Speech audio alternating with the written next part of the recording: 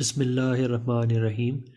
अस्सलाम वालेकुम स्टूडेंट्स, आज हम क्लास 9 मैथमेटिक्स का चैप्टर नंबर 5 करने जा रहे हैं और इसकी एक्सरसाइज है 5.2। क्वेश्चन नंबर 2 पार्ट इसका है 1 एंड 2। तो टॉपिक है फैक्टराइजेशन। 3 टर्म्स हैं, x² + 14x + 48। तो इसे हमने फैक्टराइज करना है। तो स्टूडेंट्स इसका जो मिड टर्म है वो हमें ब्रेक करनी पड़ेगी। उसकी वजह ये है कि फर्स्ट वैल्यू तो स्क्वायर है लेकिन लास्ट वैल्यू स्क्वायर नहीं है, तो लिहाजा हम कोई भी फार्मूला इसके ऊपर अप्लाई नहीं कर सकते। तो ऐसी लीडिंग वेरिएबल जिसकी पावर जो है स्क्वायर हो और इसकी मिड टर्म हो और एक कांस्टेंट भी हो, तो इसको हम क्वाड्रेटिक फॉर्म कहते हैं। ये क्वाड्रेटिक इक्वेशन बन जाती है। अगर हम इसको इक्वेट कर दें ज़ीरो के साथ तो ये क्वाड्रेटिक इक्वेशन बन जाएगी। तो इसको फैक्टराइज करने के लिए हमें इसकी मिड टर्म को ब्रेक करना पड़ता है। तो हमने जो मेथड यहाँ पे अप्लाई करना है इस पॉलिनोमियल की फैक्टराइजेशन के लिए वो होगी मिड टर्म ब्रेक। तो इसकी स्टूडेंट्स मिड टर्म ब्रेक कैसे होगी? हमने जो लीडिंग वेरिएबल है यानी x², इसका कोएफिशिएंट जो है, इसका कोएफिशिएंट अगर कुछ भी नहीं लिखा हुआ तो इट मीन्स कि 1 यहाँ पे होता है। तो 1 इसका कोएफिशिएंट है लीडिंग वेरिएबल का। इसको हमने मल्टीप्लाई करना होता है एंड वाली टर्म से। तो एंड वाली टर्म है 48, जिसको हम कांस्टेंट भी कहते हैं। तो स्टूडेंट्स अब हम इसको मल्टीप्लाई करवाएंगे। हमारे पास ये 48 भी प्लस है, पॉजिटिव है, और यहाँ पे 1 भी हमारे पास ये पॉजिटिव है। तो इन दोनों को हमने मल्टीप्लाई करवाना है। तो 1 × 48 इज इक्वल टू +48। तो 48 इसका जो है वो प्रोडक्ट है एक्सट्रीम टर्म्स की, और हमारे पास जो मिडिल टर्म है वो है +14। तो +14 को हमने इसके साथ लिख देना है, +14। जब स्टूडेंट्स ये हम लिख लेंगे तो फिर हमने 48 के ऐसे फैक्टर्स फाइंड करने हैं, या दूसरे लफ्ज़ों में ऐसे टेबल्स फाइंड करने हैं कि जिनको मल्टीप्लाई करने से +48 आंसर आए और ऐड करने से +14 आंसर आए। तो 48 के ऐसे फैक्टर्स फाइंड करते हैं जिसको मल्टीप्लाई करने से 48 आंसर आता है और ऐड करने से +14 आंसर आता है। तो ये दो कंडीशंस हैं, ये दोनों कंडीशंस जो हैं फुलफ़िल होनी चाहिए फैक्टर्स की मल्टीप्लिकेशन और एडिशन के लिए। तो हम 48 लिख लेते हैं यहाँ। 48 इज़ इक्वल टू 1 टाइम 48 जो है 48 होता है, लेकिन 1 इज़ नॉट अ फैक्टर। 1 को किसी से भी मल्टीप्लाई करेंगे तो 1 ही आंसर आ जाता है।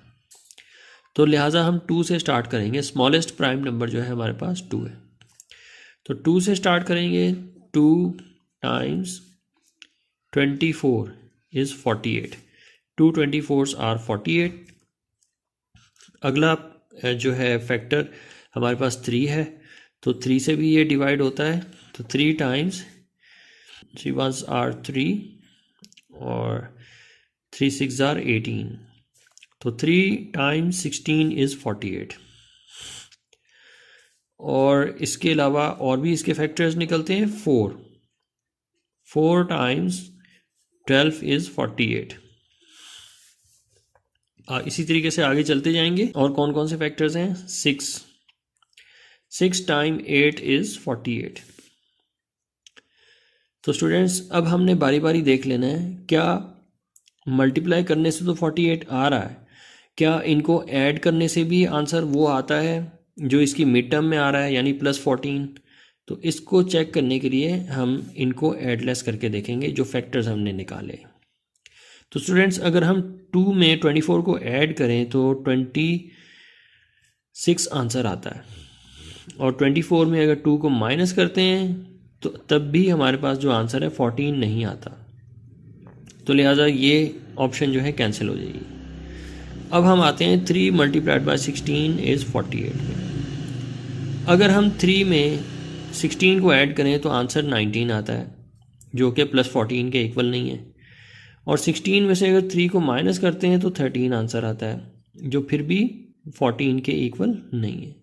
तो एक कंडीशन तो फुलफ़िल हो रही है, लेकिन दूसरी कंडीशन जो है वो फुलफ़िल नहीं हो रही, तो लिहाजा ये ऑप्शन भी जो है वो कैंसिल हो जाएगा। तीसरी ऑप्शन हमारे पास है 4 मल्टीप्लाइड बाई 12, तो 4 12s आर 48। इसका भी वही प्रोडक्ट का आंसर आता है जो पिछली तमाम फैक्टर्स का आ रहा था।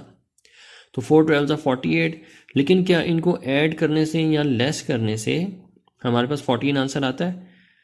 तो 4 में अगर 12 को ऐड करते हैं तो 16 आंसर आता है, लेकिन अगर 12 में से 4 को माइनस करते हैं तो 8 आंसर आता है। तो हमारे पास ये सेकंड इक्वेशन फुलफ़िल नहीं होती, तो लिहाजा ये ऑप्शन भी कैंसिल हो जाएगा। अब हमने 6 को 8 से अगर मल्टीप्लाई किया तो वो 48 आंसर आता है, लेकिन अगर 6 में 8 को ऐड करें तो हमारे पास 14 आंसर आता है। तो इसका मतलब ये है कि ये ऑप्शन जो है ये वैलिड है, इसको अप्लाई कर सकते हैं। इसके पॉसिबल दो फैक्टर्स जो हो सकते हैं वो 6 और 8 हो सकते हैं।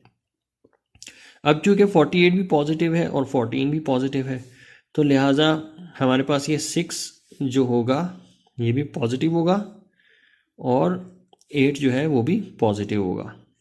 तो 6 8s आर पॉजिटिव, 48 आता है आंसर। और 6 को 8 में ऐड करें तो हमारे पास 14 आंसर आता है। तो स्टूडेंट्स यही दो कंडीशंस हैं जो फुलफ़िल हो रही हैं यहाँ पे। तो इन्हीं दो फैक्टर्स को हमने लेना है और पॉलिनोमियल की मिड टर्म को ब्रेक कर देना है। तो स्टूडेंट्स इसको कैसे लिखेंगे? इसको जो एक्सट्रीम टर्म्स हैं इसे हम एज इट इज़ कॉपी कर लेते हैं। तो यहाँ पे स्टूडेंट्स हमारे पास है एक्स स्क्वायर, तो यहाँ एक्स स्क्वायर लिख लेंगे प्लस इसमें से एक फैक्टर जो है 6 है और दूसरा फैक्टर जो है 8 है, तो ये हो जाएगा हमारे पास 6x प्लस 8x प्लस 48।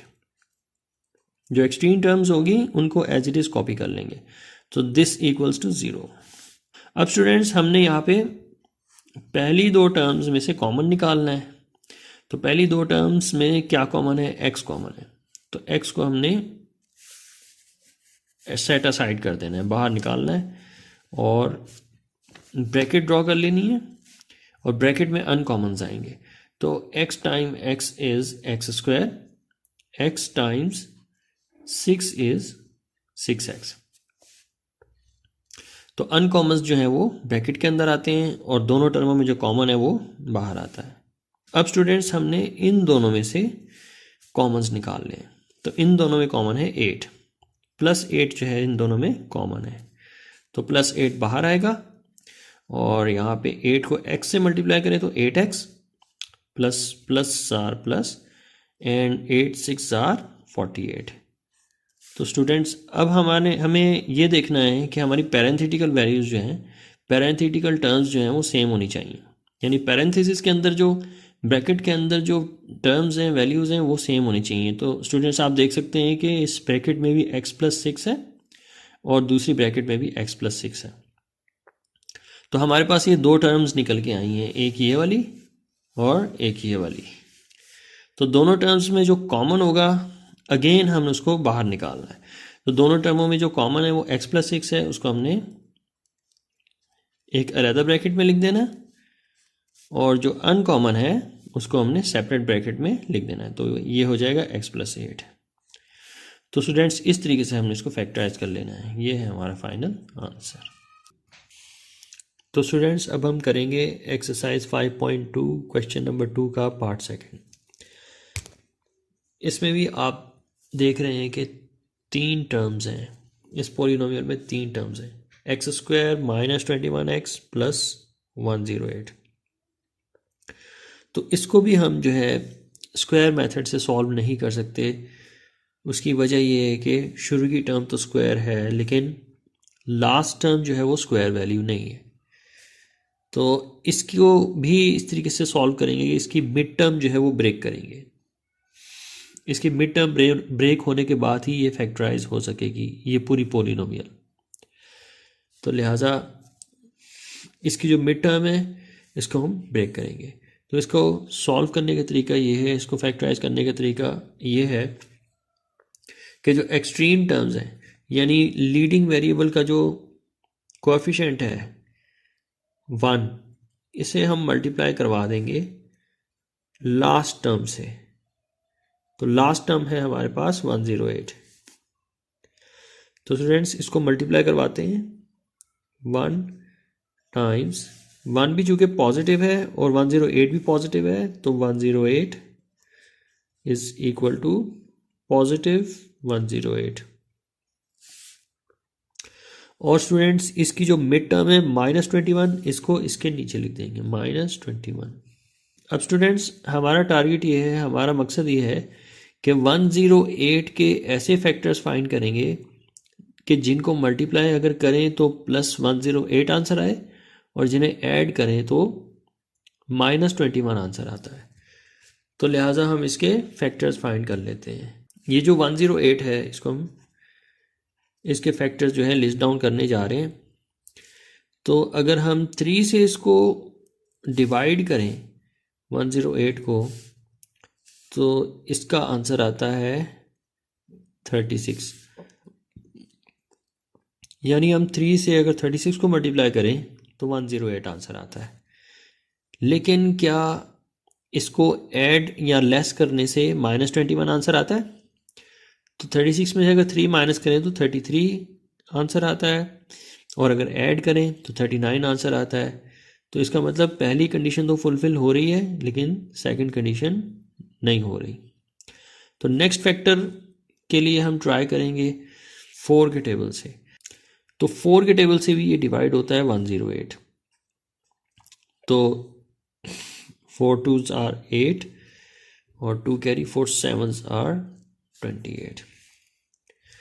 तो 4 को 7 से मल्टीप्लाई 27 से अगर 4 को मल्टीप्लाई करें तो 108 आंसर आता है, लेकिन इसको ऐड लेस करने से हमारे पास फिर भी -21 आंसर नहीं आता। तो नेक्स्ट फैक्टर जो है जिससे हमने ट्राई करना है वो है 6।